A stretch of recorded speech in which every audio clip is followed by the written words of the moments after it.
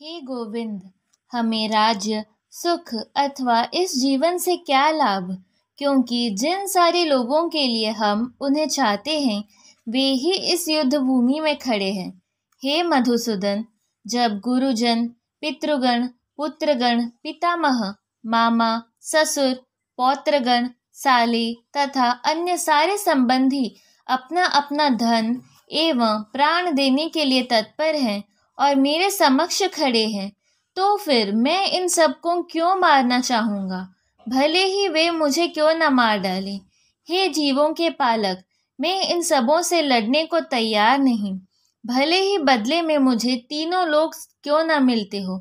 इस पृथ्वी की तो बात ही छोड़ दें। भला धृतराष्ट्र के पुत्रों को मारकर हमें कौन सी प्रसन्नता मिलेगी। तात्पर्य: अर्जुन ने भगवान कृष्ण को गोविंद कहकर संबोधित किया, क्योंकि वे गौवों तथा इंद्रियों की समस्त प्रसन्नता के विषय हैं। इस विशिष्ट शब्द का प्रयोग करके अर्जुन संकेत करता है कि कृष्ण यह समझे कि अर्जुन की इंद्रियां कैसे तृप्त होंगी, किंतु गोविंद हमारी इंद्रियों को तुष्ट करने के लिए नहीं है। हाँ, यदि हम गोविंद की इंद्रियों को तुष्ट करने का प्रयास करते हैं तो हमारी इंद्रियां स्वतः तुष्ट होती है।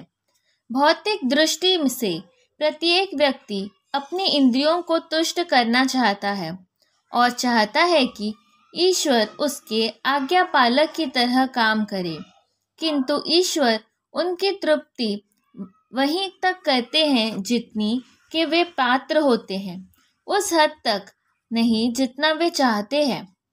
किंतु जब कोई इसके विपरीत मार्ग ग्रहण करता है, अर्थात जब वह अपनी इंद्रियों की तृप्ति की चिंता न करके गोविंद की इंद्रियों की तुष्टि करने का प्रयास करता है, तो गोविंद की कृपा से जीव की सारी इच्छाएं पूर्ण हो जाती है। यहाँ पर जाति तथा कुटुंबियों के प्रति अर्जुन का प्रगाढ़ स्नेह आंशिक रूप से इन सब के प्रति उसकी स्वाभाविक करुणा के कारण है। अतः वह युद्ध करने के लिए तैयार नहीं है।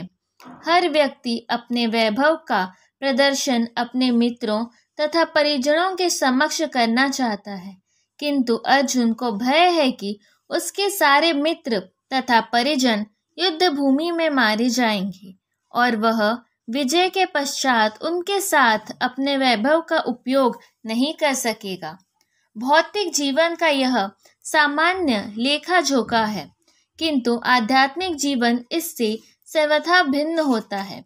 चूंकि भक्त भगवान की इच्छाओं की पूर्ति करना चाहता है, अतः भगवत इच्छा होने पर वह भगवान की सेवा के लिए सारे ऐश्वर्य स्वीकार कर सकता है, किंतु यदि भगवत इच्छा न हो तो वह एक पैसा भी ग्रहण नहीं करता।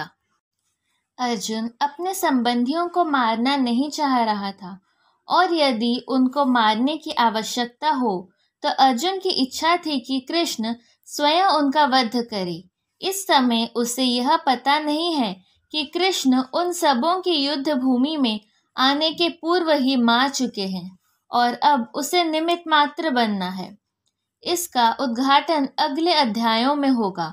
भगवान का असली भक्त होने के कारण अर्जुन अपने अत्याचारी बंधु बांधवों के प्रतिशोध नहीं लेना चाहता था, किंतु यह तो भगवान की योजना थी कि सबका वध हो।